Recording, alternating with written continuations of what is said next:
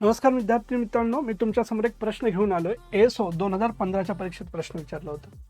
पहिल्यांदा आपण प्रश्न समजून घेऊयात. प्रश्न आहे, ब्रिटिश आणि भिल्ल यांच्यातील कोणत्या युद्धात कॅप्टन हेनरी मारला गेला?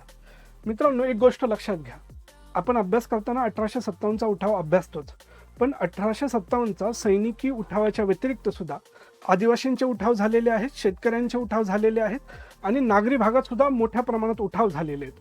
फक्त 1857च्याच उठावावर प्रश्न विचारले जातात हा समज चुकीचा आहे. तर या प्रश्नाचं उत्तर पाहू. कॅप्टन हेनरी हा नांदूर शिंगोटीच्या युद्धामध्ये मारला गेला होता. इंग्रज आणि भिल्ल यांच्यामध्ये 1851 मध्ये हा लढा झालेला होता आणि हा लढा सिन्नर तालुक्यात झाला होता. सिन्नर तत्कालीन पुणे जिल्हा आणि आजचा नाशिक जिल्हा.